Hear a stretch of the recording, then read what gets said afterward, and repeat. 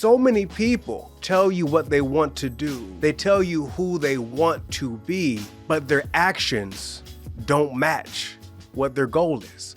Today's podcast is both of us sharing 5 inspirational, motivational, mindset, and maybe even some funny quotes that are specifically designed to help anyone who's feeling like they need a little bit of a perspective shift, who's feeling like they're a little stuck in life and they need a little kick in the butt. For somebody who wants just different take on what they're going through. So leaving today's episode, my hope is, and I want to get your take on it before we jump in and get into the first quote that we have here today that you're going to share. My take on today's episode is that my hope is that when people are done listening it, they're going to be fired up for whatever they feel matters most to them in life. Yeah, I'm with you. I think this is for folks who've been maybe in a funk for a little bit. They've been in a rut, maybe on cruise control, the way life can get at you. It's for those individuals that need a reset or a reboot. If there's someone that's listening to this or watching this right now who's been figuring things out for a long time, you talk to folks and say, how are things going? Figuring things out. If you've been figuring things out for far too long, this is the episode. These are the quotes that are going to help you stop figuring things out and instead start taking action so you can build momentum and see some real tangible results. Not just feel better, but things that are tangible that you can see happen right in front of you. Awesome. Well, let's jump in. Let's help people stop living on autopilot. That's the name of your book. Yeah, man. And share the first quote with us. All right, this one is money right here. We're starting with Magic by one of my favorite people in history, Will Rogers. We would live nearby Will Rogers Beach, Will Rogers State Park. Will Rogers, for folks who don't know, was a brilliant actor, a cowboy, a humorist, and he was just phenomenal, was a newspaper writer, etc. So he has this quote right here, and is, "A man only learns in 2 ways. One, by reading, and the other by association with smarter people." A man only learns in 2 ways, one by reading and the other by association with smarter people. I think this one is really specific to what we're talking about, because I find that when people get in a rut, if they get in a funk, one thing they tend to stop doing is learning. Of course, after we tend to, in high school, maybe college for some folks, our formalized learning stops. But I think when we stop learning, we stop growing. And that's for a lot of people right now. For folks who may be a little bit in a funk, feel like they're in a rut or stuck, ask yourself, when is the last time you learned something? The cool thing about learning is you can do it by listening to a podcast like this, right? It's free. You can watch a great YouTube video. You can take an online course. You can read 10 pages of a book every single day.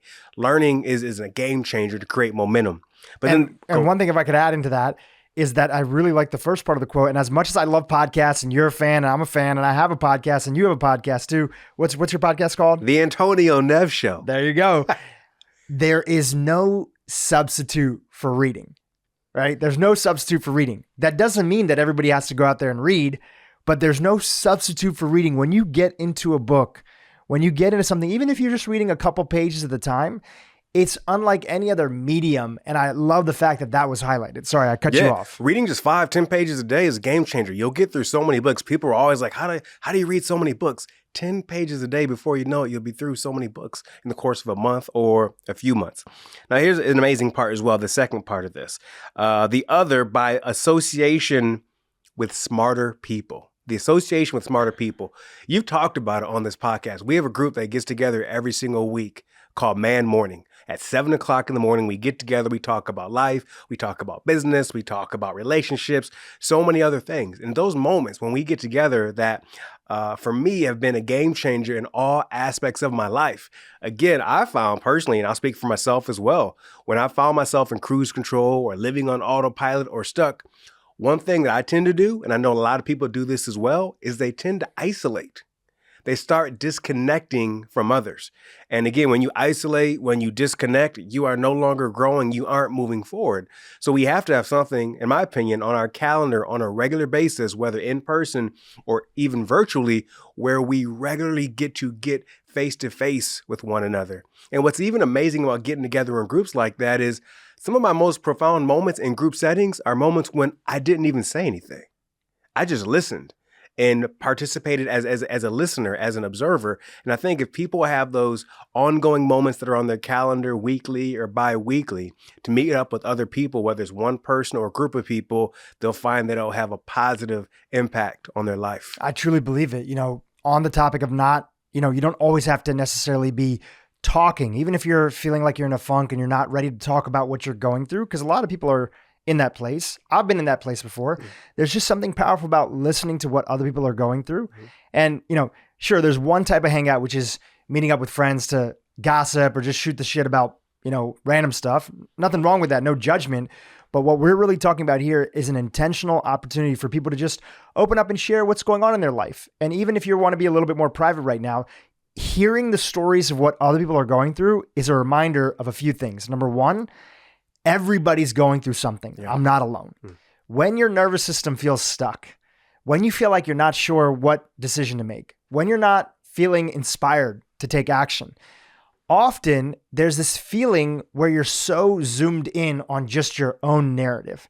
And when you hear the stories of what other people are going through and how they're doing the best that they can, which you also are doing the best that you can, there's part of your brain that starts to get a perspective shift. And I'm not the only person going through that, which, by the way, makes your nervous system feel at ease. It's not all about me. Reverend Michael Beckwith has a great quote. It's not included in my list over here, but it's something I'll just toss in.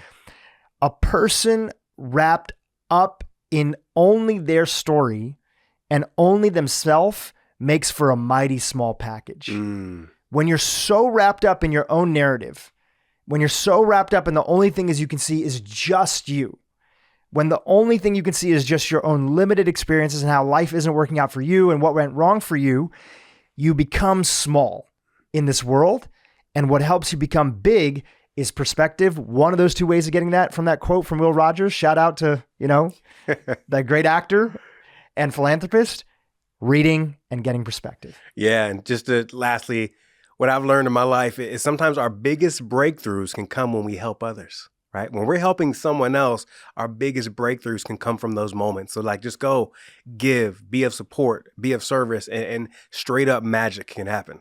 And sometimes it's just asking somebody how their day's going, fully listening to them. That's a huge opportunity. Yeah.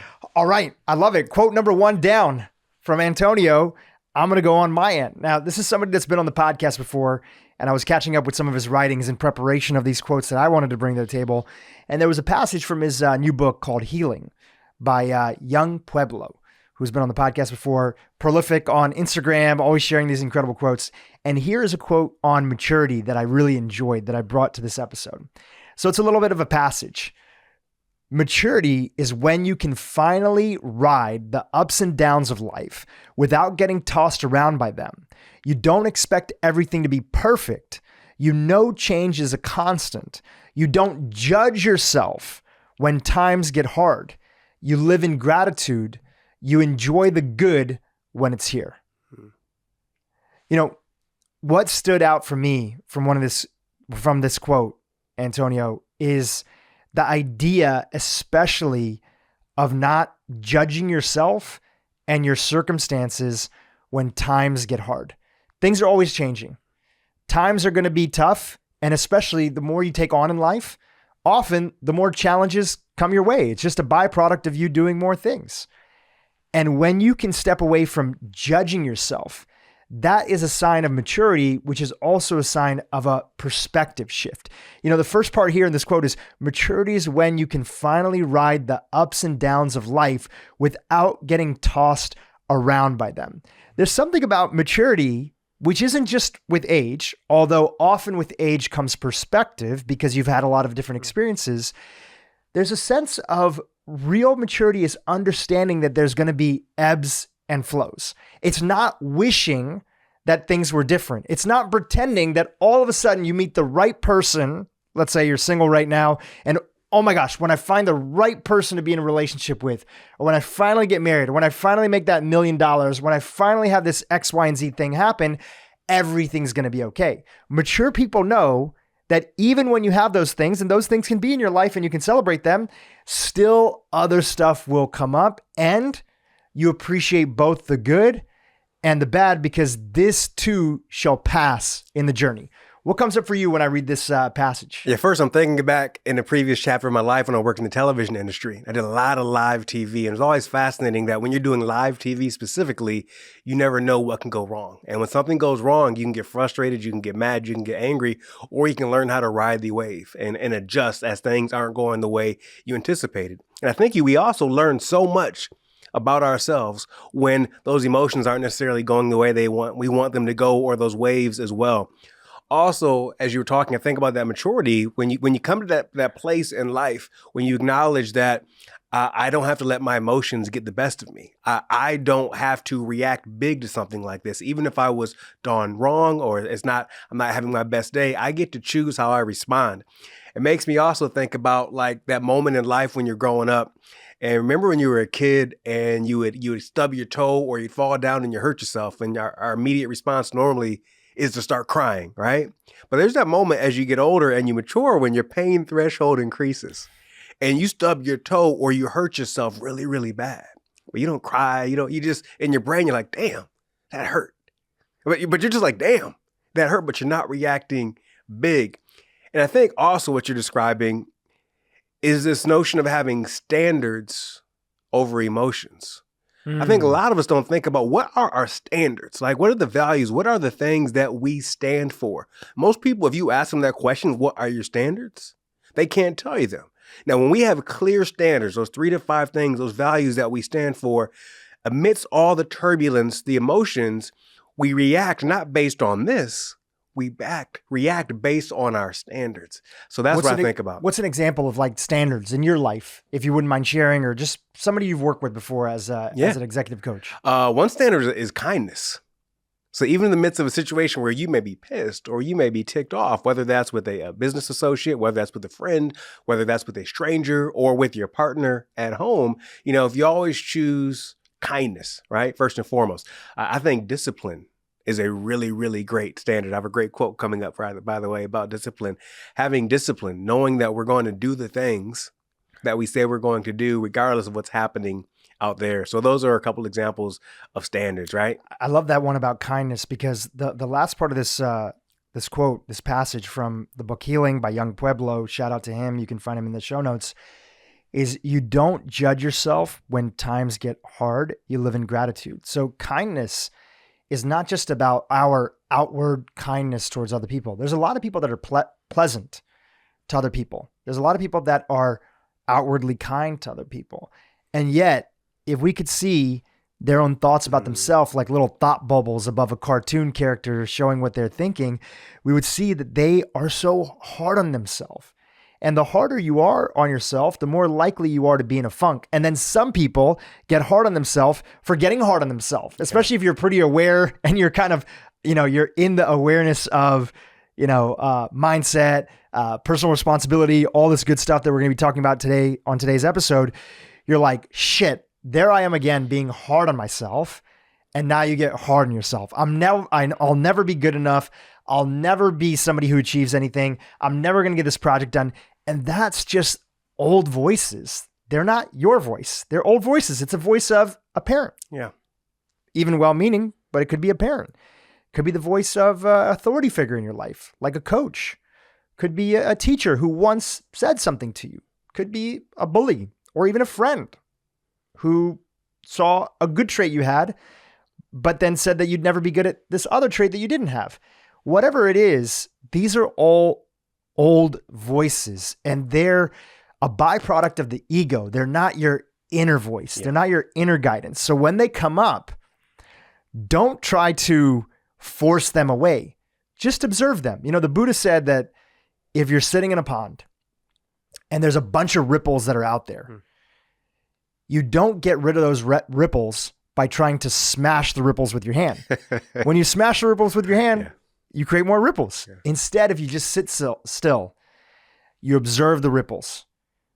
they'll slowly start to go away on their own. And that's the power of not judging yourself when times get hard. Yeah. And briefly, I think it's great for you to acknowledge, like, where's this old story coming from? Where is this old voice coming from? And to challenge those. We have young kids, my wife and I, and we try to teach them some empowering statements they can use, going back to those values, some affirmations they always have with them.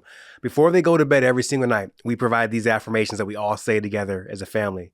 We say, I am strong. I am healthy. I am loved. I am a conqueror. I am a child of God. I am a Neves. And when we say that to them, repeat that to them every single night, it is just instilled in who they are. So even in the moments when they're having a tough time, and I will say, what are our affirmations? What do you need to remind yourself of right now, even during this challenging time? And of course, we're going to give them a hug, and we're going to love them and console them during challenging times. But we'll remind them of those affirmations of who they are. So hopefully down the road, when we talk about what voice am I hearing, they're hearing that voice from when they were a kid, being reminded of who they are. Yeah, I love that. And for those that think like, okay, are affirmations real? Does this feel like, wishy-washy, LA spirituality or this, that? It's like, you have to understand you're already listening to affirmations. You just didn't choose them on purpose.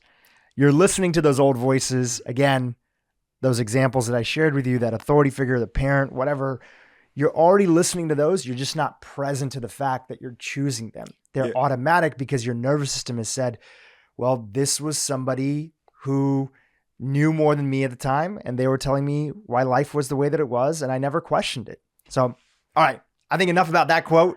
All right. We got our second quote over here. I'm going to pass it back over to you. I hope you're buckled up right now, Dhru. Here we go, all right? This comes from Ronnie Coleman. So Ronnie Coleman is a bodybuilding champion and like former Mr. Olympia. Like I think 8 times he won Mr. Olympia. Like this straight up, Google Ronnie Coleman. You'll see some amazing stuff about this guy. A recent documentary came on about him as recently as well. So check that out. But here's a quote from Ronnie Coleman, former Mr. Olympia bodybuilding champion. Everybody wants to be a bodybuilder, but nobody wants to lift no heavy ass weights. Think about that.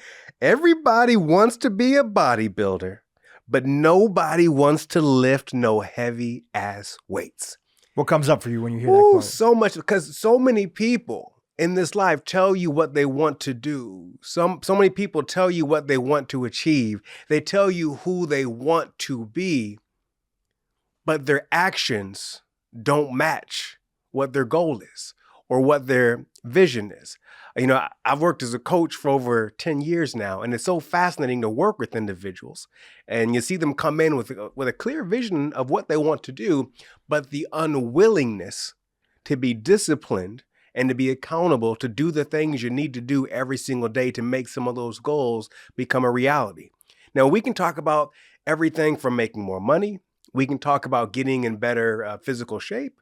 We can talk about eating healthier. We can talk about having a better relationship with our spouse, etc. And the question is, what are you doing today to get closer to that goal? I think the reason why people get overwhelmed when it comes to goals and visions they have for themselves is they're looking at it from a lag measure perspective. So when I say lag measure, a lag measure is I want to make $250,000 this year. So they only focus on the $250,000. Or I want to lose 25 pounds. They're focusing on the 25 pounds. What they should do instead of focusing on that lag measure, lag is coming later on the $250,000 or the 25 pounds, is focus on the lead measure. A lead measure is the actions you will take every single day to accomplish that goal. So a lead measure for making that $250,000 can be, I need at minimum to make 5 sales calls a day. I have found historically, if I do at least 5 sales calls a day, it generates X amount of revenue a week, a month, etc. that will lead. Law of averages. Law of averages. Goes back to the weight, right? You're going to lose weight. You have to look at your behavior, what you're consuming, what you're doing on a daily basis from a dietary perspective, from a physical perspective, etc. So the question is, are you willing to take the steps that are necessary?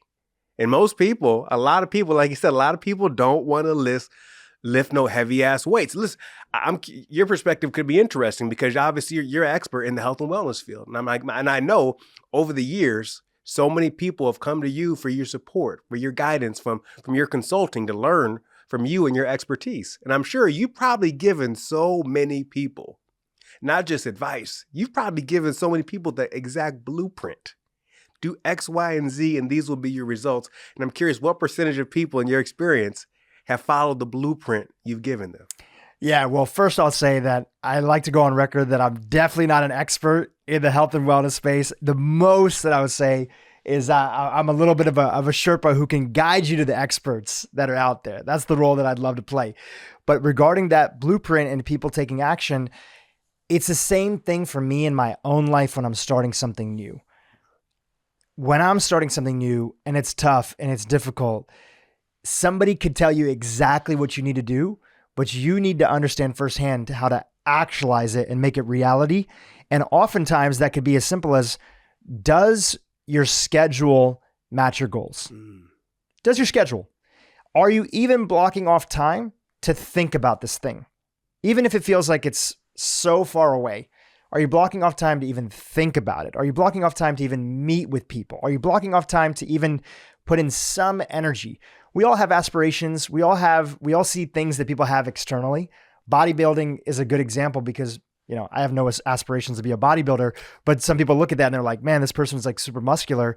In that same way, somebody might look at like somebody's status financially and say, wow, this person has X amount of millions or whatever. I want to obtain that. And I think that two important lessons that are there is that we forget about the daily habits that they put in. What'd you call it? Lag? The lag measures are the end result. Lead measures are the daily. Lead measures. We forget about the daily habits that they put in. And the second thing is we also underestimate that it's not the thing that we're trying to get in our life, but it's who we become going after the thing. Because even if it doesn't work out, the discipline that we're bringing into our life by attempting something, the learning that we're bringing into our life by attempting something, who do you have to become? When I was younger, I had all these arbitrary goals, just things that I just thought that, wow, that sounds good. That's somebody else's goal. I'm going to have that goal. What I totally did not anticipate is the person that I ended up becoming by just going after things was so much more valuable than the things themselves. Do you ever feel that way? 100%. Let me give you an example. I did this program. It's called a 75 Hard. 75 Hard. You can Google it. You'll find some information on it. Andy Frisella came up with it. And so basically this program for 75 days, you're doing 2 45-minute workouts. One of those workouts have to be outside. You're drinking a gallon of water. You're sticking to some type of diet, right? You're being consistent with it. You're not drinking any alcohol. And you're reading 10 pages a day. And you do that for 75 days. Let me tell you something. It's a lot easier doing it in Southern California than I'm sure in the winter somewhere else. But who I transform into over the course of 75 days, physically, I have a picture on my Instagram page. Yeah, the physical transformation in just 75 days was no joke. Those 2 workouts a day, the sticking to a really clean diet, no alcohol, etc., drinking a gallon of water a day. Physically, the transformation was wow. Mentally, how I showed up, like who I became in that process, the drive, they're non-negotiables. I wasn't negotiating with myself. I think a lot of us, we negotiate with ourselves like every single, am I going to work out? Am I going to eat good today? We had these conversations with ourselves, but what was fascinating about doing this program was that the decision was already made.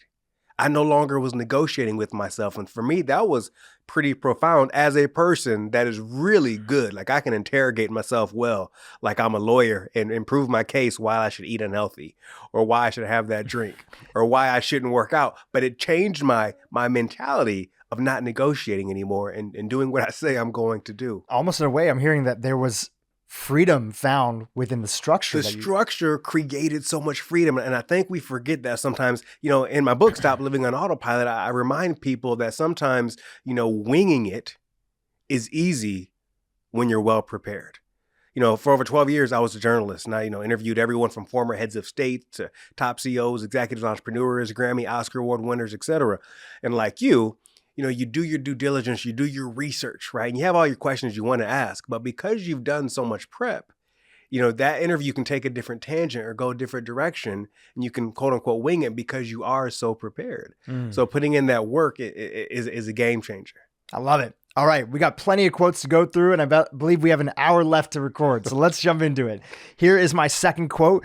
This is from Derek Sivers, a serial entrepreneur, founder of a company called CD Baby, sold that for a bunch of money. And it's just really more of a philosopher. He's got some great TED Talks that I'll link to in the show notes. And this is a quote from his most recent book. Most of what people say and do is unnecessary. Most talk is just noise. The English word for noise comes from nausea. Say nothing unless it must be said. People will appreciate your silence and know that when you speak, it must be important. Shallow rivers are noisy. Deep lakes are silent. The reason that I wanted to share this quote, and I'm not proposing that everybody be a Buddhist monk and they only speak when is necessary. I think that there are plenty of reasons to speak to make somebody feel comfortable, to be more friendly, to be at a cocktail party, to engage in dialogue and other things. But what I'm really taking away from this quote is that sometimes in our life, we remove noise by not contributing to the noise, by being more mindful in our speech, in our actions. And when we do that, it's a good way to have us focus in. The first part of the quote that I'll read again, most of what people say and do is unnecessary. Most talk is just noise. The English word of noise comes from nausea. When we're trying to reduce the noise in our life, when we're trying to get unstuck because we feel like there's too many things to do, one way, and this is like a hat. Think of yourself as an actor and you're trying out different roles for what's needed in your life at that time. I think having a toolbox, having a toolbox with a bunch of different tools inside of it that you can tap into is a great way to break free and get yourself out of a game plan that wasn't working. So if your normal state is to always be sharing your goals with everybody all the time, but you're not making progress on it, maybe try on the hat just temporarily of not saying much about it, being more focused, being more internal about it, or having maybe a few close confidants that you could talk about it with. It's not that everybody has to do it. It's just that it's worth trying if our goal is to reduce noise and clutter in our life so we can focus. Yeah, as you share that, a couple of things come up. Is one, I think back to early in my life when I spoke probably way too much. And I did that for a variety of reasons, but primarily I think I was seeking validation at that time. You speak to get validated in those things, and that can be dangerous. A second, I think about silence from a different perspective as well.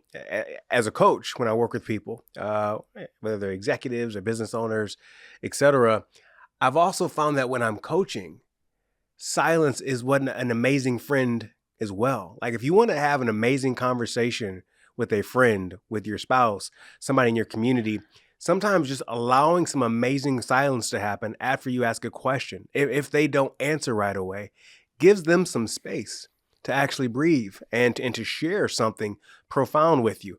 I found that as a journalist for so long as well. Early on in my career as a journalist, I regularly found myself trying to fill up all of the silence.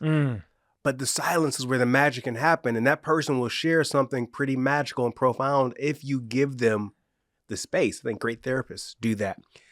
Where I find some friction with that quote personally, and I tell me, I want the friction. Well, that's the reason that we're having the conversation. And not that he was specifically speaking about this, is in this day of social media, especially if you work in some type of public light like you and I do, it's fascinating. Whereas I always feel this urge that I must share something on social media, whether that's on Instagram or YouTube or Twitter, et cetera, where we feel like this constant need to regularly share. And the truth is sometimes I don't want to share anything. I'm not in the mood. And that's why I think it will behoove me to hire someone to do all that stuff for me. So I'm not the one hitting publish on all these videos. But where I feel some friction with that is only because I can see how challenging this can be in this day and age when everyone is pretty much in Western culture has been handed a phone to broadcast their voice, to give their opinion. Everybody obviously is a life coach nowadays. Just go on Instagram, right? Everyone can tell you how to make money. Everyone's a health expert all of a sudden, right? So that's where I think it's fascinating where we need to be quiet we got more yapping going on than ever before. Yeah. And one other thing I think about with this quote is removing the noise around us, especially first thing in the morning. There's something special about first thing in the morning, regardless of what time people wake up. I'm an early riser. My wife likes to sleep in a little bit, sleep in the standard sense of compared to where I'm at. She functions way better, by the way. Like it's been like a whole conversation with her to be like, you do better when you sleep in. You're an entrepreneur. Just adjust your schedule. You'll be so much more productive. Shout out to my wife, who's probably not listening, but I hope she is. And so whatever time you wake up, that first couple hours in the day, we're very subjectable. We're very influenced. And if we're surrounded by a ton of noise, that includes this podcast as well, but more so, I'm more talking about the news. I'm more so talking about television, things that maybe aren't intentional, things that don't have your best intentions in mind.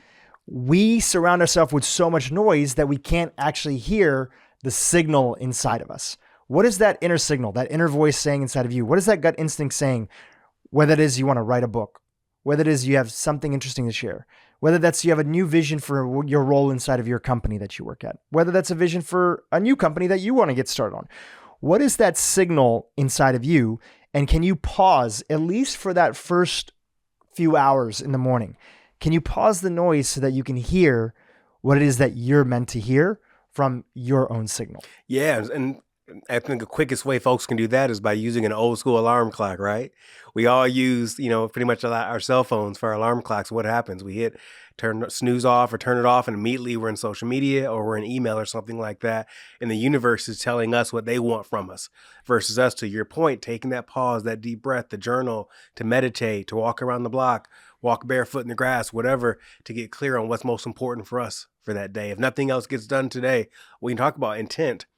If nothing else gets done today, what are the 3 things that must get done, right? If you do that right at the top of the morning, that dictates the flow and the way your day is going to go. You'll be able to stiff arm and kibosh those things that are coming in because you are very clear about what you want out of the day.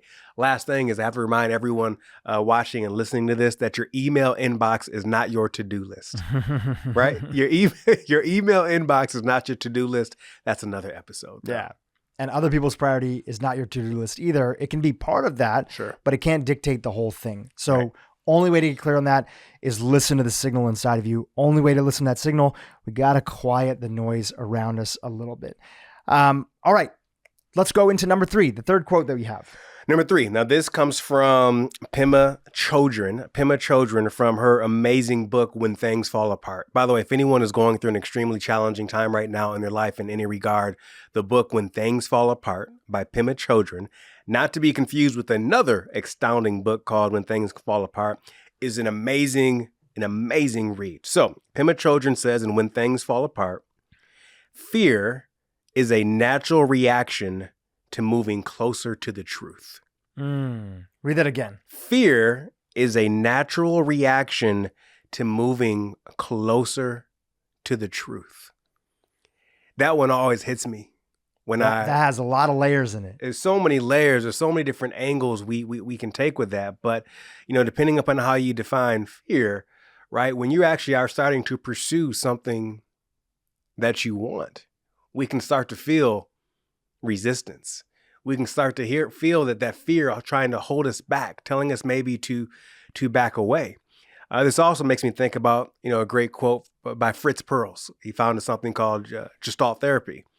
And he said, fear is excitement without the breath. Fear is excitement without the breath, where we're not breathing, we're not fully basking, we're not being in it. We are tightening up, not being in flow in that moment. So when I read fear is a natural reaction to moving closer to the truth, that's one of those reminders for me to keep moving forward, even in the midst of fear, even in the midst of a trepidation, whether that's professionally, whether that's personally, whether that's physically, et cetera, and to question our fear. I think one thing we don't do enough is to question our fear, to question our doubts, right? When these things show up, we need to be a lawyer. We need to interrogate them and say, our fears, are you true? Doubts that are coming into my brain, are you true? Or are you just trying to hijack and there's some self-sabotaging going on. So I think this one has a lot to do with self-sabotage. Fear is a natural reaction to moving closer to the truth. I'll tell you what comes up for me is the reminder that we all know this and we need a reminder, all of us, every day, multiple times a day. Sometimes we think based on sort of the Disneyfication, right, of storytelling is that heroes or call it the Marvelification. You know, we always see these stories of superheroes, heroes. We read these glamorized biographies of people, the glamorized ones, not the real ones. If you read the real ones, the biographies of people, you see that people took their fear along with them on the journey. They had fear, and what they were working on was so important. What they were doing was so necessary for their mission, their journey, whatever it is that they were trying to do, that they made a decision that they just have to take fear along with them. This idea that fear just goes away, the idea that we have to conquer our fear before we can take action is probably one of the biggest misconceptions in mindset. Agree. So understanding that, take your fear along with you. You have fear right now. You're working on something. Great. Take it along with you. Just take it with you. Just still make progress, still take action, take the fear along with you, because this idea that it's going to go away and then you're going to take action, it just doesn't work that way. And plenty of people that are way smarter than me, way smarter than you, way smarter than the person who's listening, way more intelligent, have accomplished a lot. They've been in that exact same situation. They've dealt with way more fear and they've still had to take it along with them. Yeah, if anything, as I'm hearing you talk, I'm thinking that fear can be a true indicator that you're actually moving in the right direction. If you're not feeling that fear, if you're not regularly finding the edge, if you're not stretching yourself, you're not pushing yourself, right? Maybe you aren't, moving forward. But I think fear can be the indicator that I'm moving in the right direction. I love this quote as well. If you're not close enough to the edge, then you're taking up too much space, right? And I think that invites fear on that journey. So I like your advice to bring fear along on the journey and just to expect it. You know, those motorcycles that people ride, they have a little compartment in them that have dogs in them sometimes with the goggles on. We can put fear in there and just ride away with it. Just take it with you. It's a companion on the journey. Don't expect it not to be there. Yeah. I love that. All right. That was your third quote. I'm going to go into my third quote here. And this is from one of the best Stoic philosophers. In fact, the one that really introduced Stoic philosophy to Marcus Aurelius, which a lot of people know, a great emperor of Rome and one of the most famous Stoics that are out there. And this individual, I always mess up the pronunciation of the name, but Epictetus. Yeah. It's a short quote. And by the way, for anybody who doesn't know, and I'm not the most well-versed on this, I know Ryan Holiday has a lot of content on this area and there's great videos on this on YouTube. Epictetus was a slave who got into philosophy and started writing down these quotes that ultimately his writings and teachings ended up in the hands of the emperor, Marcus Aurelius, and led to this major, publication of Stoic philosophy that influenced not just that region in time in Rome, but for many generations on. And of course, we get to enjoy it too. So the quote says, "How much longer are you going to wait to demand the best of yourself?" Ooh. How much longer are you going to wait to demand the best of yourself? One thing I've noticed, Antonio, is that when you spend time with elderly, right? People who are older, I like to visit. I've gone with one of our mutual buddies, Mohit, who's part of our Man Morning, him and his wife, and we've taken some friends with us, Nirav and stuff. We visit a senior citizen home and spend time with people that are there. One thing that you realize is there's a very clear divide in the individuals that are there, that are present at this facility, of the people who are still waiting. And, it always feels a little harsh to be able to talk about, senior citizens or this or that or whatever. But I think young people get into the same thing. So it's just an analogy, don't take offense to it. There's people that are still waiting. When you are 80 years old, 90 years old, and pretty much you've lived, the vast majority of your life, if there's still not this sense of personal responsibility of like, you know what, even today, at whatever age I am, no matter what happened before, I'm going to still show up the best that I can right now. If there's still not that sense, what you see is this behavior, and this behavior is trying to revise the past. I saw my grandfather do this firsthand. When you have no more time for the future, when you're young, you're like, in the future, I'm going to do this. In the future, I'm going to do that. In the future, I'm going to do this. I'm going to do that. When you're older, you have the same thing, but it's about the past.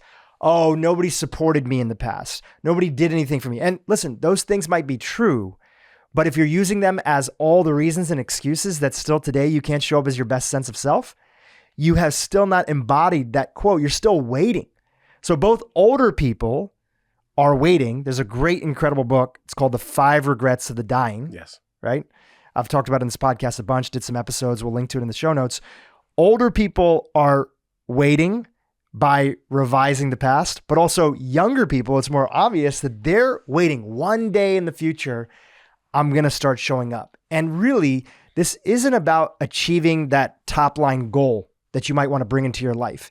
This is about demanding that today I'm going to show up the best that I can, which also means when I mess up, I'm going to forgive myself. Sure. That's also showing up and demanding the best from yourself. This is really not punting on the excuse that I'm not going to show up my best self. Yeah. Read that quote one more time for me. How much longer are you going to wait to demand the best of yourself? That hits me on so many different levels personally. When I think about as a professional, when I think about the father that I am, when I think about the husband that I am, the friend that I am, like, you know, having, again, going back to those standards we talked about earlier. So that one hits me like emotionally. I love it. Every time you read a quote, it makes me think of another quote. And the quote is a Spanish proverb, and it's tomorrow is often the busiest day of the week. Tomorrow is often the busiest day of the week because what do? We put everything off until tomorrow. I'll do it tomorrow. I'll start the diet tomorrow. I'll start reaching out to friends tomorrow. I'll start working harder tomorrow. I'll start applying. We can give you so many examples. Tomorrow is often the busiest day of the week when all we have is today. You know, in my book, I write about life-altering events. We've all heard about people, Dhru, who have those life-altering events of having to file for bankruptcy, or they get served divorce papers, or they find themselves in a tragic car accident or something like that, or maybe they get diagnosed with a terminal illness. And it's only then, once they have that life-altering event, that they choose to make better decisions, to live the life they say they wanted to live, right? Those life-changing events. And I think what a reminder for all of us as I hear that quote, that we are the life-altering events that we've been waiting for. Like, we are that. We get to make that choice every single day. And what an amazing responsibility it is to do so. So to your point, we have to ask ourselves, what's the key things we can do today to be that person? If we don't reach those goals, as you mentioned, not to be hard on ourselves, but to not just commit, but recommit the next day. We talk so much in society about commitment, but I think I have to remind myself that commitment isn't a one-time thing. Like, we have to recommit every single day to what we say is most important. And that one is one that I personally needed to hear, and I'm going to take that with me. Yeah. And I want to share one last item. You know, sometimes people hear demand the best of yourself, and they think their version of perfection in different areas of their life. That means eating perfectly, going to the gym every day, being the this, the that, all that stuff. There's no way that one human being can do all those different things. What we're talking about when we're talking about demanding the best in ourselves is really a mindset that we're going to show up, that every day we're going to show up and we're going to be present to what it is that we really need. You know, one of my favorite books is called The One Thing by Gary Keller. And inside of that book, one of the reasons I love it is that it's a roadmap for actually taking action on the most important thing in the major areas of your life. And the central message of that book is that doing too much, running around and trying to do everything, is actually one of the things that's keeping you from making progress on actually what you genuinely are telling me right now is the most important things for you. The things that will completely not only change how you show up, but could change your family tree, your family legacy, whatever it might be. So for anybody who is stuck in that idea of like doing it all, that's a book recommendation that I'll throw out there. I've also done a couple episodes where I've highlighted some of the teachings in that book that we can link in the show notes. Okay. All right. I think we're on number 4. Number 4. Let's do it. All right. This is by one of my favorite poets, a Pulitzer Prize winning poet by the name of Mary Oliver. And the quote is, keep some room in your heart for the unimaginable. Keep some room in your heart for the unimaginable. I think, and I'll speak for myself, I think we know how things are going to go. We think we know what the road is going to look like, what the outcome is going to be, whether it's in our work, whether it's in our relationships, whether it's with our money, every category we can think of in our lives. And at some point, we stop using our imagination. And at some point, we stop dreaming. And at some point, we can stop being bold and we can stop being courageous like we once were. There's this great interview in the New York Times back in 2016, and they were interviewing two business owners that started a business in New York City in the 1990s. And at some point, while they were talking about this experience of starting the company, one of the business owners said basically something to the tune of, "Oh man, I miss the old New York." And he was talking about what New York was like in the 1990s when it was a little bit different than it is today, etc. But his business partner corrected him. And what he said was, he says, "You don't miss the old New York. What you miss is the old you, who you were during that time." I think we can all go back to a certain time frame in our lives when we were still dreamers, when we still had vivid imaginations, when there are so many different things we were going to do right in our lives. But then at some point when life got in the way and different responsibilities, that dreamer got pushed away. That imagine, we got to accept what real life is like now, et cetera. And that person slowly but surely can go away. So this, for me, is an invitation for all of us to ask ourselves, what are some of those dreams that we still have inside of us? Yeah, when I hear that quote, I also hear you don't have to have it all figured out. And in fact, if you have it all figured out, you could be stifling your growth. Yes. And that could be even on a super small level of I just recently did a podcast on the power of really having intentional friendships in your life and some of the research in that category and how human connection, social relationships, friendships are one of the top predictors of longevity that's out there. And there's people out there that will feel, anytime I've talked about the subject of, even on a simple level, I can't even imagine what it would look like to have supportive friends in my life. Wow. I just don't either live in a place where I think that those people are there. I've never had those people present previously. When you've already decided, the crazy thing is your brain is like a detective. It will go out and it'll go on the hunt to look for evidence to prove you right. So if you don't have any room for the unimaginable in your heart, that literally anything could happen, maybe in this category or topic or area. If you don't have that room, that means that you've filled up your cup with a bunch of other stuff. And if your cup is full, nothing else can enter. So the second that somebody starts to be kind to you and talk about wanting to hang out or other stuff, you're going to immediately chalk it up on the topic of friendship, of somebody who's struggling to make real friends, which is a real issue that a lot of people have. You're going to be like, well, these don't last anyway, or I'm going to get busy and they're going to get busy. You assume the worst instead of leaving some space for the unimaginable. And that just means to be open. That means don't decide. That means don't already have a game plan necessarily, or you could have a game plan, but don't decide the outcome of how it's going to go. As a startup investor, I invest in a lot of startups. The number one thing that I look for in the CEO and the team is how comfortable and likely are they to pivot? Can they say, we got it wrong, we're going to take this other direction? Versus the ones that don't have any experience pivoting, think that their entire plan that they're presenting me in this deck and roadmap is going to work out exactly the way that it's going to work out. Those are the people that get stuck because they're not open to other possibilities and other signs from the universe. Yeah, just briefly, it makes me think about, my wife and I are very different individuals, and I'm thankful for that. I'm very much a planner. I'm very much structured. I'm regimented with the things we're going to do. And I'm so thankful for her because she keeps so much room in her heart for the unimaginable that we were in Italy not long ago on vacation. And I had this itinerary for what we were going to do, our plan. And as we were driving, she's like, hey, we should get off here. Let's go check out this town, this community. And my brain just would not compute. My brain is like, this was not on the itinerary. This was not the plan. But I got over myself and we exited somewhere we didn't plan on exiting. And Dhru, let me tell you something. It was the most fantastic thing that could have happened, being open to go with the flow, with the unimaginable to see what could happen. And because my wife has that room in her heart for that, it created such an amazing experience for us, for our families, for our memories, etc. Right? So if you do have that person in your life that's encouraging you to do that now and then, every now and then be open. I thought you said we took the exit and man, we had a shitty time. Hey, I'm not gonna say it always is going to work out. It's not always, but sometimes it does. Yeah, a little room. Doesn't mean you can't be a planner. Doesn't mean that you can't do this. We're just talking about keeping a little room for the unimaginable. Yeah.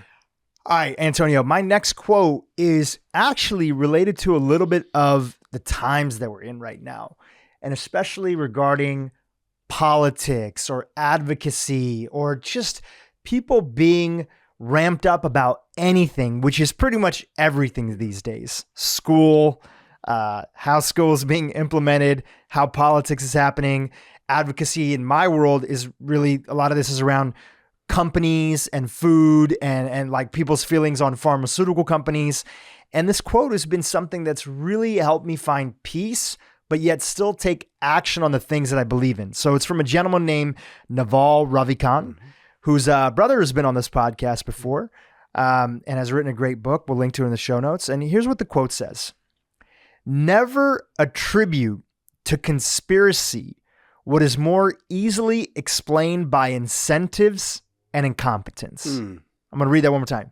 Never attribute to conspiracy what is more easily explained by incentives and incompetence. You know, we're recording this and the political landscape that we live in the US, some people would say it's never been more polarized. And I think that one thing that's very important for people, regardless of their belief systems, where they see themselves on the aisle, even if you see yourself like, hopefully like me, as somebody who's nuanced and looks at every situation as independent, part of what helps me understand that a lot of times we think that negative behavior or actions from a group, a person, or an industry, or a politician that somebody that we don't agree with, we see a whole conspiracy in it.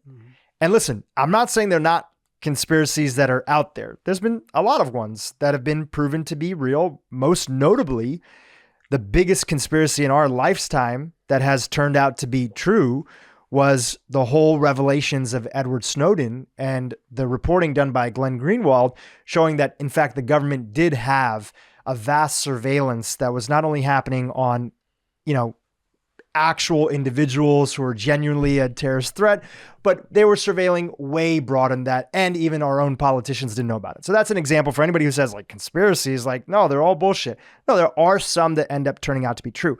But in most situations, it's simply incentives, which is making money or holding on to power, or my favorite one, incompetence. I can't tell you how often things that we think are a big conspiracy theory, when you look under the hood, are just people who don't know what the fuck they're doing. And I think it's an important reminder because people get so worked up. Again, on the left, on the right, they attribute and they want to make another group the other. They dehumanize them. And one of the ways that they dehumanize them is they make them seem like this particular group, this president, all his allies, or this other formative president, all his allies are in a shadowy room in the dark, deciding everybody's fate and future. It's not often that way. It's often just people wanting to have some short-term incentives like making money, and more importantly and more likely, just straight up incompetence. When you understand that, you stop burning out by taking everything so personally. In our world, Antonio, people have a lot of strong opinions about GMOs and pharmaceuticals and the processed food that's out there.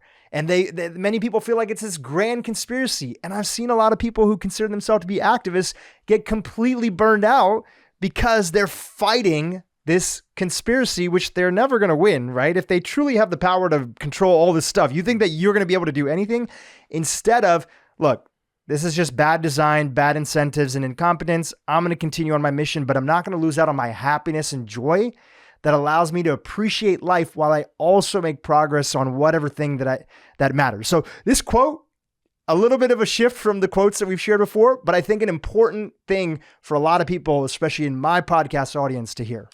I like the quote. I like it specifically because in this clickbait society, we are led to believe the first thing we click or the first thing that somebody tweets or that cousin or aunt that shares an article with us about something that can be typically extremely polarizing. I believe all of us, in society have much more in common with one another than things we have not in common with one another. When you share that, my brain goes to, I feel fortunate that I studied journalism and I was a journalist for so long. And so what I invite people to do, as I invite myself to do the same thing, is to get curious when you're hearing about things, whether they're conspiracies or different things that are going on you agree with or you disagree with. Instead of accepting everything at face value, I invite you to put your journalist cap on, to get curious about it and ask some really, really great questions. I mean, you can start with the who, what, when, where, and why. And just by asking some of those and uncovering some things, you'll learn a lot of information and learn that there is a lot more nuance in different categories and different subjects than you would think there are. Obviously, very few things are actually black and white. Now, does that mean you're going to agree with the other person on the other side of the table? Maybe not, but you may have a better understanding of where someone is coming from. I love if I have a disagreement with someone or if someone has a different point of view on something than I do, I want to learn more about their point of view. My first thing isn't to alienate them. I want to say, tell me how you came to that conclusion. Tell me how you started thinking that way without attacking them, without making them feel like they're inferior or they're an idiot. I generally want to learn because that will help me. And I want to share the exact same information as well. I find myself in the work that I do in a lot of rooms when I can tell you I may be on the different page with some folks on certain topics, but does that stop me from creating connection, from having a great dinner, from building rapport, finding some common ground on what we do agree on? No. So I just invite people to get curious and to ask more questions. I don't think we make too many statements nowadays. We don't ask enough questions. I love it. And I'm just going to double down on one other thing I said. Anytime you see yourself making another group of people, the other, which by the way, everybody does this. Again, talking politics, both sides of the aisle will do this. And there's a group of people that are really fighting. One byproduct, I don't think that this current state, I have a little bit of a different hot take on our current state of polarization. I think the beautiful part of so much of this polarization is you finally have a lot of independent voices speaking up in all different aspects of science, podcasting, politics, people who are speaking up. Yes, they're in the way minority, but they're speaking up because they realize that if they don't speak up and talk about how both sides in whatever category have, their faults or other stuff, but here's a better direct path to actually get to what the people really want, then we're just going to be worse off as a society. So I've seen so many people step up, and I've talked about a few of them in my newsletter and different things like that. Doctors that are, their approach to like everything that happened during the pandemic, podcasters that are out there that are willing to hear controversial thoughts, other opinions on things to help people understand the nuances in different topics. And so I think that's the best thing that's come out of this period of massive polarization is that more people are speaking up because they realize they have a duty to. I agree. And hey, in this day and age, I support free speech, even if someone is saying something that I may disagree with. I think we're getting to the point where we are really trying to stifle certain dialogue, certain conversations that are happening right now in what people would call progressive places, whether it be at university campuses or podcasts or television shows where guests who had different opinions typically would always be welcome to share. And now people are boycotting if this person is coming on. So it can be dicey. So I'm with you. I'm glad people are speaking up and having the courage to do so because it's not always easy. That's for sure. All right. I'm off my soapbox. Let's get into quote number 5. Quote number 5. I like your soapbox, by the way. The quote number 5. Here we go. This is from the most amazing writer, Toni Morrison. And this is from her book, Song of Solomon. If you haven't read a book by Toni Morrison, please take some time just to read some of her books. Check out some of her previous interviews she's had over the years. She's now deceased. God bless her. Great documentary on her work recently came out as well. Toni Morrison. And here's a quote from the book, Song of Solomon. "You want to fly? You got to give up that shit that weighs you down." You want to fly, you got to give up the shit that weighs you down. I mean, there's not much more that really needs to be said on that, right? There's a lot of shit weighing so many of us down that's holding us back. You talked about it earlier, different stories in our heads, old stories, right? Different voices in our stories, people telling us what we can or we cannot do, right? Limiting self-beliefs, etc. We can go back to the quote you shared about when are we going to start living the life we're supposed to live, right? Us being that life-changing event and that life-altering event. But one of the key ways we only can do that is if we give up some of the shit that weighs us down. And I think it's a great opportunity for all of us to audit our lives and ask yourself a simple question. Does this bring me value? Does this make me better? Or does this make me worse? Does this make me feel bad? We can look at it with the activities that we do. We can do it with the friends that we spend time with. I love to ask this question. Think about the 5 people you spend the most time with and ask yourself the simple question. Do they make you better? Do they make you better, or are they okay with you being in the status quo? It's amazing sometimes, we talk so much about community. It's amazing sometimes that the people who end up supporting us the most actually know us the least. And sometimes our success, our happiness can cause friction with what we think are good friends in our lives. Especially family. Family knows you the most. Yeah. You know why? Because it holds up a mirror most times to what they are not doing in their lives as we're achieving, as we're self-actualizing. And if I could add one other thing to that, like when I was younger, I kind of was a little bit of a fuck up. And I got good grades and other stuff, but I wasn't taking care of like my responsibilities and other things like that. I would like try to weasel out of stuff, whatever. So my dad had a view of me based on that behavior. And until I show him something different. Now, once I decided that I needed to be a different person and I really got into the work of Tony Robbins and I started changing my finances, I got into the work of Dave Ramsey, I had to prove to my dad that I was different. But he saw me in this old way, and that's not his fault. He just knows me that way. He's protecting himself. And I had to show him by having a track record that I could be responsible, that I could take care of things, especially because I dropped out of college and I had this whole vision of what I was going to do and create this company. And yes, I created a company, but it struggled. I would be up for a little bit, then I'd be down for a little bit. I'd be up for a little bit, I'd be down for a little bit. And I wasn't honoring my word, not in terms of creating a company, but just honoring my basic sort of word that's there. So what was important to me, piggybacking off of, those 5 people you spend time with, spending time with people in my life who were willing and open to seeing the new version of me, willing to remind me that, sure, okay, yeah, you take responsibility for how you were showing up before, right? But you are now different. And they're reinstating that enough until I have enough sort of momentum that my rocket ship can kind of get into space, right?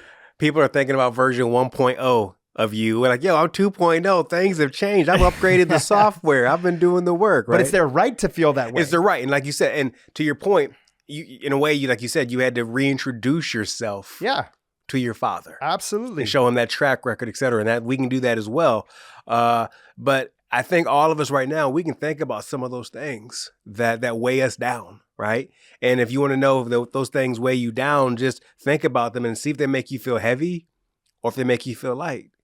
If they energize you or they take away energy from you. What's an example of something in your life right now, right? Because I think that part of what we're talking about with all these quotes here is that you can understand it. And these are reminders. We're not telling anybody, first of all, none of these are our quotes. We're not telling anything to people that they don't already know or they haven't heard before. But these are reminders. And by the way, even for people who are in this space, you are a coach and an author and a speaker. You need these reminders. I need these reminders. I'm a podcaster. I'm a business person. I've created a bunch of different companies. I need these reminders constantly. So we're all going through this. So off of this original quote, and can you repeat it one more time? Sure. You want to fly, you got to give up the shit that weighs you down. What's an example, if you don't mind being a little vulnerable right now, just in your life and anything you want to pick, it's up to you. What's an example that even though you know all this stuff, and then I'll go after you, you still have something in your life that's kind of holding you down? Is there anything that you feel comfortable talking about? Anything in your life right now in some category, some area that you're trying to make progress on, that you're just like a little stuck on it, right? I'm happy to go first. I have one if you want me to go first. You go first. Okay, so I'll share one, okay? I have been holding off on hiring an assistant for like at least 3-4 months now. Even though I know I need an assistant, I've had an assistant previously. They were great. She was great. Shout out to Yali, who we promoted, and she's working in a new part of our company in recipes. She has a great newsletter she puts out for Dr. Hyman called Mark's Kitchen. And even though I know I've needed an assistant, that I'd be way more effective. There's plenty of tasks that I'm involved in, being a CEO of multiple companies that have about 70 employees. There's so many little things that I'm doing that I know is irresponsible for the company. The company would not want me at my hourly rate or whatever, right? Even though I'm a part owner, I should not be doing these things. And the reason for the longest time that I was holding off on it, and I've gone through this before, but still our old insecurities come up, and the shit that's weighing me down is still this feeling of like, am I deserving? Somehow this idea that an assistant just for me, for my stuff, and most of the work they'd be doing is half of it would be working on, my podcast, right? Other half would be general admin, VIPs, keeping in touch with people, scheduling, all that stuff, executive assistant. There's some component that sits there for me, which is like, when I was young, I was told that you have to put in the hard work, right? It wasn't any one person. It was just a societal thing. And that you have to do it. Everything was you. You got to do it. You got to put in the work. And somehow I turned that into, when I started becoming an entrepreneur, that if I'm not the person directly doing it, that somehow I'm not doing the work. So in my head, there's a bunch of old thoughts, ideas, whatever, authority figures, whatever, that somehow I've turned on the idea that having my own assistant is either a cop-out, is lazy, is some aspect of it. And yet, as I speak it out loud to you, which I did with a few friends, I was talking about it in Italy when we were all hanging out together, and I've chatted about it since, it's ridiculous, right? When you say it out loud. Yet still, I know that it was weighing me down until I finally last week posted the job posting, which, by the way, if anybody in this podcast, this wasn't a call out to a job application on the podcast, but if you're interested and you think that you're a right fit, I'll link to it in the show notes. I'd love to take a bunch of applications, but that's an example of where I was delaying, even though it made no sense and it was weighing me down and it was making me less productive. And I was caught in this whole cycle and loop where I was just in these old thoughts, old stories that weren't serving me. Well, thank you for sharing that first and foremost. We can relate on that, as prior to coming over here, I was definitely doing some activities that were not beneficial for my company. Some booking of travel, different things, etc. I equally had an assistant that I lost early last year. And I've been doing a lot of that on my own, which does not behoove me, my business, my creativity, etc. I think personally something that's critical for me, that's been a challenge for me, coming from really blue collar roots in Michigan. I was the first person to go to college and earn a degree. In a way, I've always felt a certain amount of guilt for my quote unquote success, for things I've been able to do, things I've been able to experience with my family. And I found sometimes with my community back home where I'm from, whether those are some friends or family members, etc., I don't share enough of what's going on in my life, or I demur because I feel a bit of guilt for what I've been able to experience, what I've been able to do, whether that's a vacation or whether that's, it's not always monetary based, but those are things that are coming up right now, whether it's the home, different things, etc. So I've always felt a little bit of a guilt that I got away or I escaped. And I think early on in my career, I think that's made me play a little bit small. Early on in my career, I would find a good amount of success and I'd find ways to bring myself back down, find some success and bring myself back down. Upper limiting? Upper limiting, we obviously read The Big Leap by Gay Hendricks. I've been able to break through the upper limiting and be able to go on a nice trajectory up. Still, that guilt that, I got away, it still resides in me a little bit. And it can be heavy at times, and it can actually, manifest by me not sharing. And then I feel like I'm bottling things up. With your family in particular. It also can mean I don't go home as often. My wife recently said, why don't we go back to Michigan more often. And I'm like, we should go somewhere else. I find every reason not to go. But that's where my family is. That's right. You know, so. And you love your family and you 100%. care about them and you want to spend time with them. Yeah. But like everybody, we all have these small little things. I call them like emotional splinters. Even if they're so small, it could be the biggest pain in your finger or the biggest pain in your ass, depending on where you have that splinter. And it's not that we have to go out there and fix it today. It's just that we want to bring some awareness to it. Yeah. And just talking about it, just saying these things out loud, like you said, talking about it right now with you has been an awesome game changer. And, you know, helps me recommit to, you know, spending that time with family, releasing that guilt, loving myself, appreciating myself, all these things that I'm great at supporting others and doing in my work. It's no irony that the work that I do of supporting others many times is the work that I've done over the course of my life to support myself as well. So even, again, saying these things out loud, having conversations like this with friends, even though we're doing it in a public venue, is so helpful and healing. I love that, man. Thanks for opening up and sharing about that. Yeah. All right, my last quote here, and then we'll go into some concluding thoughts that we have for the episode today. This is from another executive coach, somebody in your world who mostly works with startup CEOs and companies, and his name is Jerry Colonna. Yeah. And he has a great quote. I've shared it before on this podcast, and I wanted to conclude with it because I'm big on the whole topic of personal responsibility, personal introspection, and understanding what role we play. Because if we realize that we're part of the problem, that means that the solution is also part of us too. If we're not part of the problem and everything is everybody else's fault and everything else is, you know, this organization's fault or this person's fault, the reason that we are the way we are, it's the biggest victim mentality, because that means you genuinely can't do anything about it. And if you constantly are complaining about the world, this is all my buildup before I get into the quote, you're telling your nervous system, you're telling your brain, don't even try. It's not worth it. Every complaint that we have out there. Now, listen, there are genuine criticisms that are there that we can have towards things. There can be even criticisms that are genuine and beautiful that improve the relationships around you. You know, the worst relationships are the ones where they don't give each other feedback and, you know, beneficial criticism to help them be better on both sides. So the quote that I want to share is, again, by Jerry Colonna. And the quote says, "How have I been complicit in the things that I say I don't want in my life?"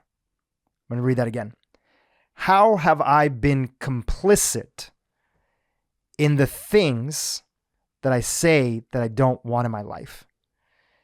You know, first of all, what is complicit? Complicit just means you're part of the problem. It doesn't mean that if something super traumatic or terrible has happened to you, obviously we're excluding out like acts of sexual violence and random acts of violence, which are in the world. There are crazy people in the world. There are negative and you know, terrible people in the world. We're removing all that.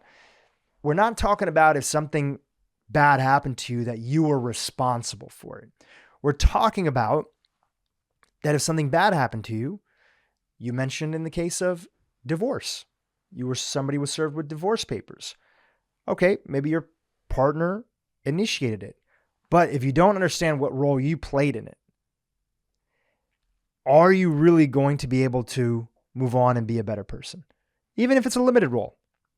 If you don't understand what role you played in that bankruptcy, if you don't understand what role you played in your office environment being toxic, if you don't understand what role you played in your kids being addicted to one thing or another, we have to understand the role that we played in the things that we say that we don't want in our life. If we can't find that little sliver, we are removing ourselves from any opportunity to change things. That's why this is one of my all-time favorite quotes. It's a quote. It's a tough quote to hear, right? Because it makes us take responsibility for our experience and take accountability. We're so good at pointing fingers at everyone else, but very rarely do we point the fingers at ourselves and ask that the most powerful question: what role have I played in this? What can I learn from this? We're really good as humans of saying things like, "Oh, this happened all of a sudden," or "this happened out of the blue." very rarely do things, disease or bankruptcy or divorce or big complications happen out of the blue or all of the sudden. They happen over the course of time, but unfortunately what we're doing, we're not acknowledging these things. We're turning a blind eye to these things. We are distracting ourselves from these things. And of course, in many ways, when that's happening, it's kind of like if you had a can of soda and you're shaking it nonstop over time, you just keep shaking it. And one day, probably on the day when you're wearing all white, when you don't want this to happen, that thing's going to explode on you. And that's your out of the blue moment, right? That all of a sudden moment, because we've been ignoring it for so long. It leads to that big explosion. I think the opportunity that we have is for folks to do what we're doing right now, is to be able to confide and connect with others and to have these conversations and to go in open with the willingness to learn, to go, instead of, right? That willingness to wonder, to remind ourselves that no one who has accomplished anything of significance did it alone. Neither should we, but it goes back to what we talked about at the top, how good we can be at isolating and disconnecting from others when we really need to do is to connect and to have conversations like this, whether it's just with a group of colleagues or friends, or if it's professionally with a coach or with a therapist. But I got to remind myself not to do it alone. And yes, sometimes that means you have to be willing to write a check, right? For that therapist, for that coach, for that group coaching program, for that community membership, etc. Because the one thing that's in common with all of our challenges and problems is us. But also the same thing we also think, just to flip the script real quick, one thing we don't do enough as well is when things are going good, ask ourselves, what have we allowed in ourselves to allow these things to go good, right? We have to look at the flip side of that as well, but we play a role in all that. Antonio, this has been great. Let's just some concluding thoughts, for folks who are listening, and then a little bit of how they can keep in touch with you. One, for me, this was fueling. This was fun. I think people should do this yourselves. Get together with a group of friends. And you know what? Yeah, you can play Cards of Humanity, but guess what? Hey, how about on a night when you get together, have everyone bring 3 quotes and go around the room at dinner or around the coffee table, whatever, outside in the backyard, and talk about these 3 quotes and your thoughts on it. I mean, it's fun. Like this is great. So this has been cool. And I invite people to do the same thing. And I'll also chime in on there is that if you're not big into quotes or your friends might think that's weird, how about just some questions to get to know each other better? Right? Yeah. Some questions, our morning group that meets, most Thursdays, we kick it off with a question of the week. And when we don't have a question, I love our default question, which you borrowed a little bit from the Group Summit series, is tell me in life right now what you're celebrating, and tell me in life right now what you're navigating. Right? What are you proud of and want to celebrate and want to acknowledge? Sometimes we don't give ourselves the pat on the back. Oftentimes, I find the people that are hardest on themselves are also not the most celebratory of the accomplishments that they've had. Sometimes I have to just hold my wife's hand, and she's got to do this for me too, and just go up to her and hug her and say, that was a big moment. Let's just acknowledge this for a second. Yeah. And she does that for me too. I really appreciate that. So, what are you celebrating? What are you navigating? Just some questions to create a little bit of a deeper connection and get people to open up. Yeah. We opened up talking a bit about, folks who could be in a bit of a rut or in a funk or feeling stuck. And I think a powerful question I want to end on for people, and it comes out of the book, Stop Living on Autopilot, is if your life was a movie, what would the lead character start doing to turn things around? Today. We all know that moment in a movie. There's a pivotal moment when the lead character is going to succeed or fail. And they have to make a pivotal decision in that moment today to turn things around. I think we all know that one thing we can do in our relationship, maybe in our career, with our finances and health, to start turning things around just for today. There are a lot of great questions in the book, Stop Living on Autopilot. Check that out. For more about me, head on over to theantonioneves.com. You can learn more about my community, allies and growth and so much more. Yeah, actually, just a little plug about your community, online community, if people want to be a part of it. Yeah, we talk so much about, having community, people that support you, that encourage you, that are excited to see you win, that know what you're going through. So I have this community. It's called Allies and Growth. And basically, this is for married professionals with kids to come together to continue to grow on a regular basis with masterclasses, to learn from amazing experts. And yes, I'm calling you an expert like you, to have ongoing weekly challenges. All these key things that on a regular basis are going to help you level up and upgrade your career your finances, your relationships, your health, and everything across the board. And that's Allies of Growth. You can check all that out on my website. Amazing. We'll have all those links to everything that we mentioned in the show notes. Antonio, this was such a pleasure. And like on a friend-to-friend level and as content creators, this was also a lot of fun. It didn't really feel like a lot of work. It felt like just get to have a great conversation with a friend. So thank you for that. Can't wait to do it again. Hey, YouTube, if you enjoyed what you just saw, keep watching for more great content on how to improve your brain and your life. Now, one of the other crazy things about mouth breathing is that it dries out the mouth and disrupts our oral microbiome. Our oral microbiome, you have an oral microbiome just like you have a gut microbiome. You also have a nasal microbiome.